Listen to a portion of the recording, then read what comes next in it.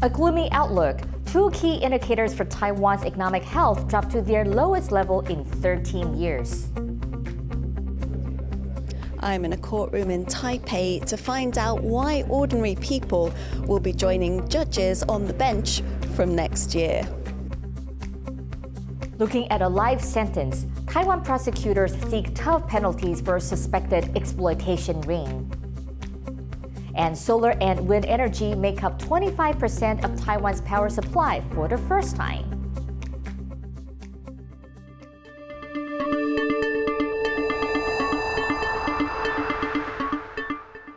A warm welcome to TaiwanPlus News. I'm Betty Chen. Taiwan's economy is slowing down. Two key indexes tracking the country's economic health have hit their lowest levels in 13 years. But researchers expect the country's overall economic outlook to improve by the middle of 2023. Stash Butler reports. It's a warning sign for the economy. Taiwan's National Development Council says its key measure of economic health has hit a 13-year low. The NDC's Composite Index of Economic Monitoring Indicators dropped to 12 in November. That's the lowest level since June 2009. It marks a shift from what the government calls a transitional economy to a sluggish one, the Council's Economic Development Chief explains. 变灯的最主要原因就是批发啦，批发表现比较不好，然后再来就是出口，因为出口这个的确是因为外在的这个需求比较弱，然后加上厂商要进行一些存货的一些调整哈，所以整个需求比较弱的话，它就会影响出口，接着就会影响生产啊，影响销售。And that's not all. Consumer confidence is also slipping. The National Central University's index dropped in December, also to a 13-year low. That suggests people are spending less money than before. Researchers say that's partly because of inflation. 通膨已经来了嘛？那台湾也一样，你现在蚵仔米线啊，或者面包啊什么这些，全部都在涨了。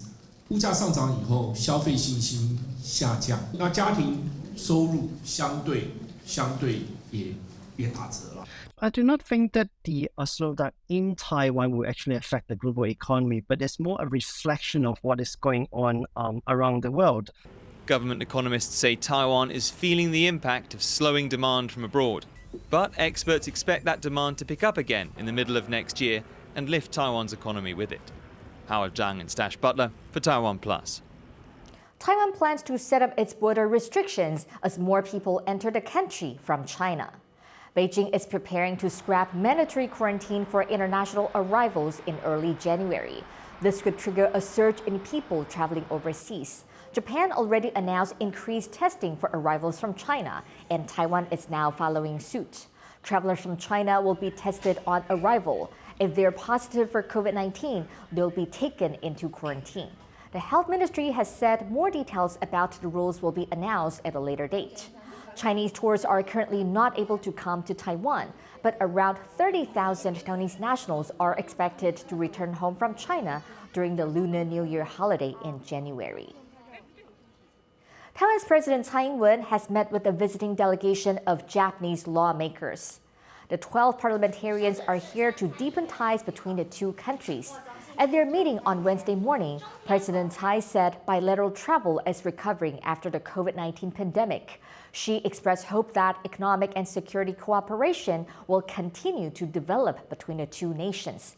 Tsai also asked the lawmakers to support Taiwan's entry into a regional free trade bloc. Prosecutors are seeking life imprisonment for the suspected ring dealers of a criminal group they say extorted millions of dollars from more than 300 people. The gang is said to have kidnapped and tortured victims in order to coerce money from them in a case that has shocked Taiwan. Rick Glowert reports. A dramatic armed raid not far from Taipei. Police rescued 26 people from a suspected kidnapping and extortion ring last month. Now, more than 24 suspects have been indicted. Prosecutors are seeking life sentences for the alleged ringleaders. 不以正当的途径来赚取财物，为了贪图自己的私利，所侵害的财产法益、金融秩序都非常严重，而且又囚禁凌虐被害人，严重的来戕害人性尊严，且迄今都没有赔偿任何被害人。The criminal ring operating across Taiwan allegedly defrauded nearly $13 million from more than 300 people. The prosecutor's office says the gang enticed people with fake interviews for non-existent jobs. Victims were then held against their will as the group coerced money from them. Some of the kidnapped victims were subjected to torture, and 3 died. 那在整个拘禁期间，会用电击棒、用铝棒、用甩棍来殴打他们，用震爆枪来射击，还会把毒品 FM2 磨碎之后，添加到他们所煮的面食里面，来让这些被拘禁者食用。 This case now goes to trial in Taiwan's capital, where more details are expected to emerge. But the scale and violence of these crimes have already made a deep impact throughout the country. Ethan Pan and Rick Lowett for TaiwanPlus. From January 1st, ordinary people will be joining professional judges in presiding over court cases. They'll be helping to decide whether people accused of serious crimes, including murder, are guilty or not. They won't be part of a jury, but part of the actual judging panel. Louise Watt has more. 好，请坐。 3 judges sit on the bench alongside 6 members of the public. They're presiding over a mock trial of Taiwan's new justice system, incorporating citizen judges. Taiwan doesn't have a jury system. Up to now, all criminal cases have been decided by professional judges alone. But from January the 1st, that's changing. We're still not going to see juries, but citizens acting as judges. This week, members of the public tried out the role. 我觉得这个是让我们国民就是有一个好的基础，可以学一些法律的知识、法律的经验，然后也让法律，因为过去常常有说我们法院是恐龙法官嘛，也让法院融入一些民间的那个社会情感这样子。 For years, campaigners have pressed for Taiwan to have jury trials. But the country's legislature has instead agreed to professional judges sharing the bench with ordinary people. Taiwanese legislators and judicial authorities hope it will raise public trust in the justice system. Most Taiwanese adults over 23 will be eligible to serve, although some professions like police officers are excluded.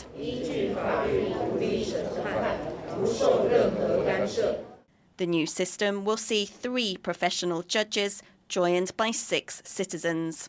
A guilty verdict will need at least 2/3 agreement, including at least 1 professional judge and 1 citizen judge. To begin with, citizen judges will hear murder cases and later on cases that are punishable by at least 10 years in prison. Unlike juries in the United States, Taiwan's citizen judges will also get a say on the sentencing. This is a courtroom where judges and ordinary people are carrying out a mock trial in preparation for the new system. But questions remain over how much power will rest with the professional judges behind closed doors. Observers say there are doubts about how the new system will work. There are still fears that in the future, citizen judges will be unduly influenced by professional judges, and professional judges will essentially take over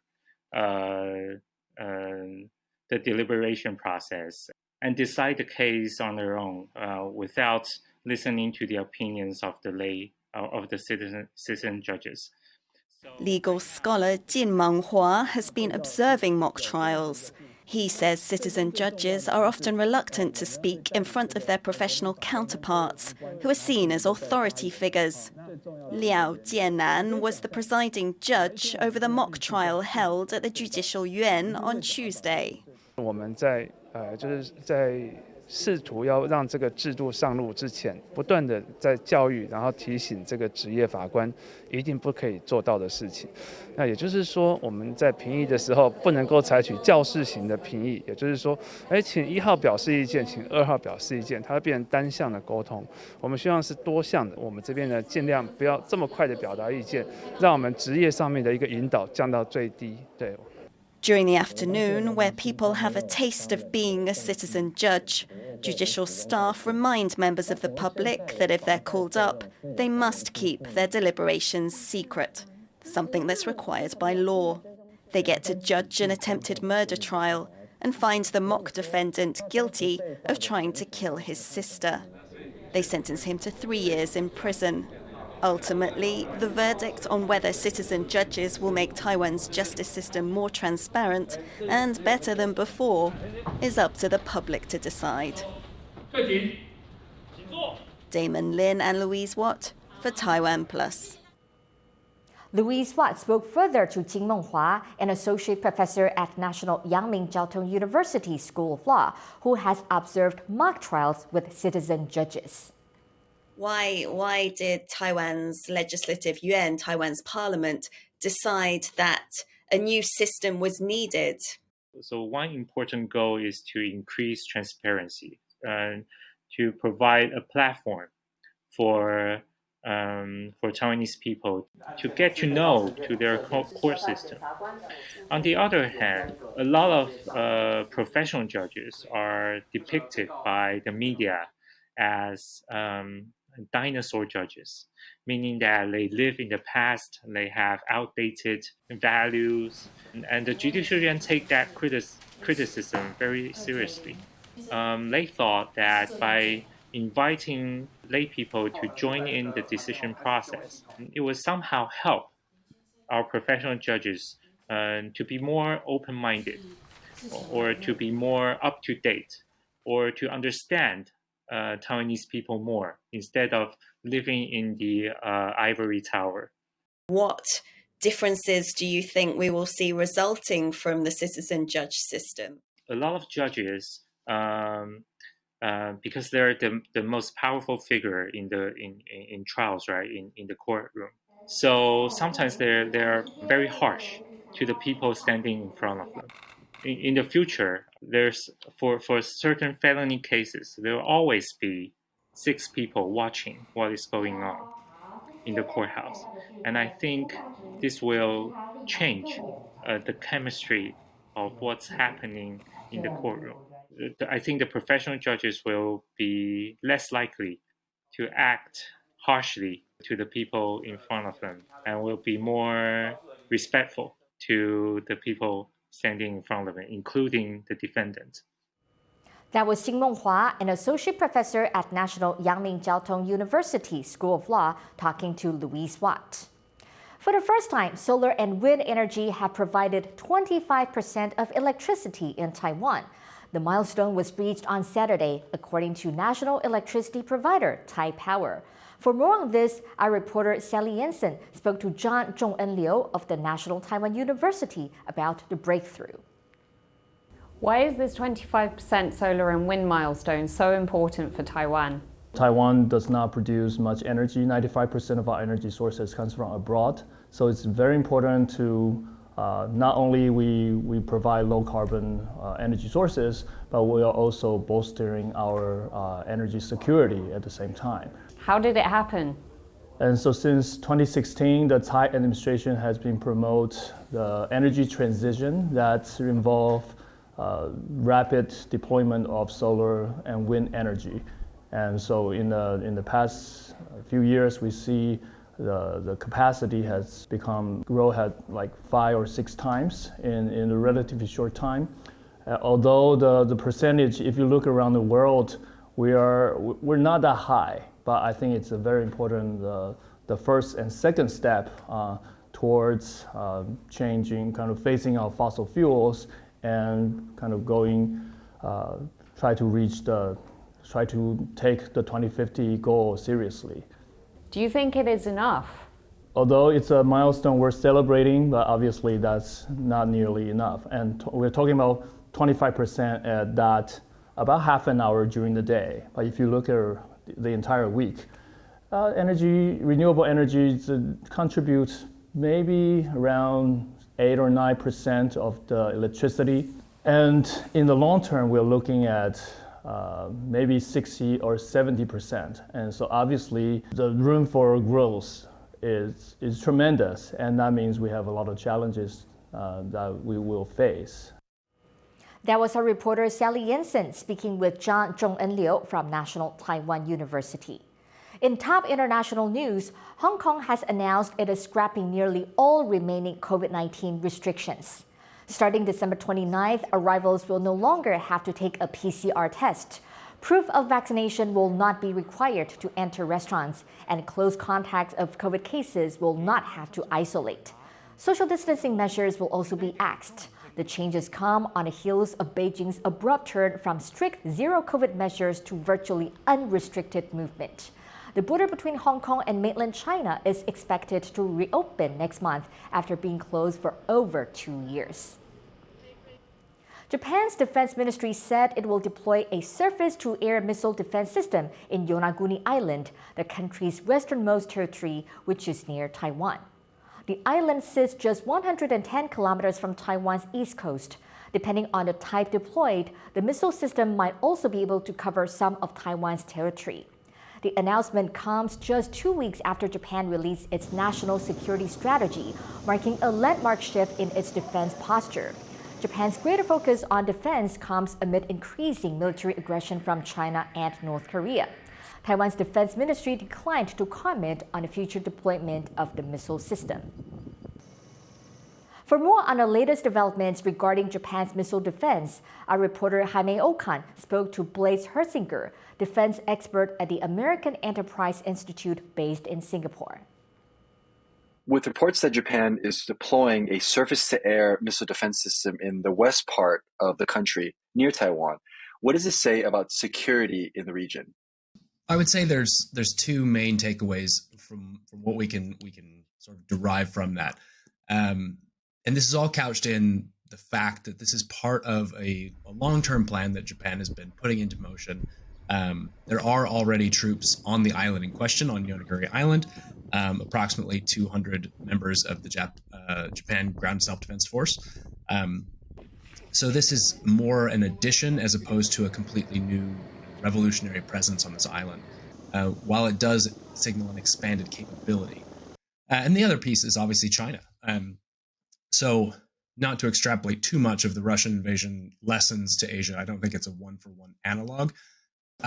But Japan is certainly looking at the People's Republic of China as a state that does have a lot of border disputes, has been willing to use violence to resolve or to gain advantage in those disputes in the past, and is looking at kind of this soft underbelly, these Nansei Islands, which are within 100 kilometers of Taiwan, and thinking about what happens if the PRC takes Taiwan or moves to take Taiwan. And another piece of that Japan has to consider is the fact that the Japan-US alliance makes Japan a very likely target. In the event that the PRC did undertake an invasion of Taiwan, Japan becomes a very likely target. Japan has recently announced its national defense strategy, and some experts are saying that it's a shift more towards having offensive and counter-offensive capabilities. Do you think we're going to see more of this trend and this type of posturing in Asia? I do, and I think Japan's move here is the outgrowth of a long press under Abe Shinzo's leadership to reorient Japan away from a purely defensive, passive power into a more muscular ally of the United States and a more muscular player in Asia in its own right. And I do think that what we're seeing in Japan is going to be replicated elsewhere. The Republic of Korea is also thinking about more muscular ways of dealing with North Korea, things about preemption, states leaning into countering violent invasion of their territory. Australia, obviously, also looking at long-range strike capabilities, nuclear submarines. So I wouldn't say what we have here is an arms race, but it's certainly a region now awake to the prospect that war could be on its doorstep. And there is a power at the center of all this that is pushing in a lot of directions. And historically, that has not worked out well. That was our reporter Jaime Okan speaking to Blaise Herzinger, defense expert at the American Enterprise Institute based in Singapore. Winter storms are continuing to wreak havoc throughout the United States. U.S. airlines canceled thousands of flights as an Arctic blast and a massive winter storm swept over much of the country before the Christmas holiday weekend. Western New York was hit hardest by the deep freeze, but a storm front has extended as far south as the Mexican border. Across the country, at least 60 lives have been lost in weather-related incidents in recent days. The United States is far from alone in experiencing natural disasters. An average of 3 big earthquakes strike Taiwan every year. This makes it vital for the country to have an effective emergency response capability, and search and rescue dogs are a crucial part of the team. Sandy Chi went to see them in training.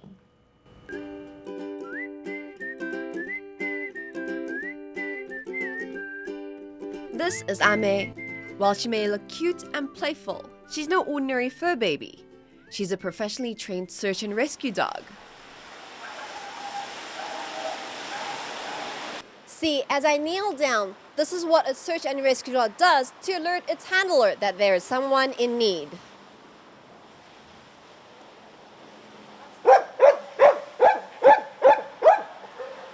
Good girl. And after I stand up, the dog understands that I'm okay to move around, and this is what they are trained to do at the center. Even though Ame is still in training, she's been out in the field.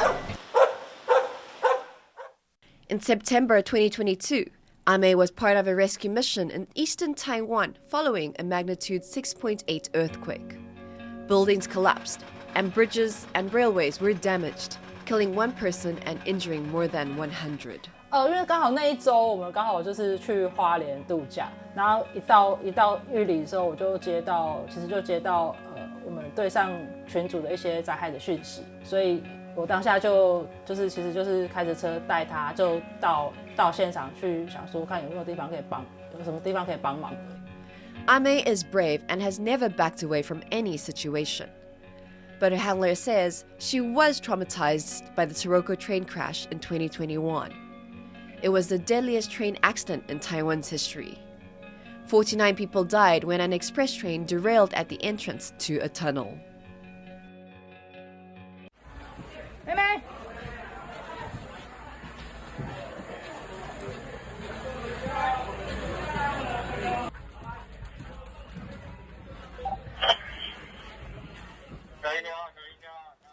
主要它不是非典型我们平常在训练的一个瓦砾堆的救灾的状况。对，里面的气味非常非常复杂，它有很浓厚的油气味，就是汽油的或是机油的混合的气味。然后你一进入到隧道，其实光我们人就可以闻到也有很重的血腥味，所以对他们来说，那个气味是非常非常复杂。其实在那次救灾之后啊，其实他的表现是跟平常就是我在训练他的状况是有很大的落差，就是他变成他不太愿意进入一些密闭的空间。Ame has been working with her handler Luo Haofang since she was 18 months old. 我们一直还在找寻一个更能够让他理解，就是搜索这件事情，它是对他来说是什么样的认知。我希望能够跟他有更好的配合，对，因为他其实是一只能力很强的小狗，因为他能力很强，所以我可能对他的期待有很大的期待，所以反而我的压力可能在很多测验的时候就会对他造成影响。每次到了考试，大家都会特别关心我，觉得我有点你今天怎么怪怪的？你发生什么事了？这样，对啊。When it comes to search and rescue, a dog doesn't have to be a big and powerful breed to make a difference. They can be like little Bagel here. Bagel 呢是我带的第一只小型的搜救犬。对，那我之前都是带大型狗。那它是捷克罗素梗，像我们去年有太鲁格号的出轨事件，那这部分我们队上也有只捷克罗素，它也有去救灾，然后它那时候就可以钻进一些狭小的细缝去做搜索。对，但是在我们拉到在赈灾的现场的话，在房屋倒塌的话，它会有很多很大块的大小不一的水泥块，所以它可能会有很大的落差。有可能小型犬的话，他们就会必须要绕比较远的路才能达到他要去的目的，这样子。Taiwan has only been training rescue dogs since 1999, following the devastating 921 earthquake. At the time, 103 dogs were brought in from overseas to help with rescue efforts. They saved the lives of many people. Today, Taiwan has a total of 75 search and rescue dogs in training. But the country does not have the examiners to certify them. For this, New Taipei City works with the International Rescue Dog Organization in Japan. One of the examiners is Kaori Oshima. She came to Taiwan this year to test some of the dogs. それは日本も同じ事情ですけれども、非常に自然災害が多くて、でやはり人をいち早く探すっていうところにおいて犬の嗅覚は大変素晴らしく利用できるものなので、この災害救助犬っていうものは台湾においても日本においても、もうこれからもますます必要なものとされていくと確信してます。Ame is now at the middle level of training and preparing for a higher exam in March 2023. To pass the exam, she will need to confidently locate 3 people hidden in a mock-up of a disaster site within 30 minutes. It's a major challenge for any dog, but Ame should be up to it. Just don't expect her to do this. Ame, shake hands. Well, clearly she has much more important things to do, such as saving lives. As Naya Zhou, Ricky, and Sandy Chi in New Taipei City for TaiwanPlus. Thank you for watching TaiwanPlus News. Finally, we'll leave you with images of squirrel monkeys and pandas wrapping gifts at a zoo in central France. I'm Betty Chen. Take care and see you next time.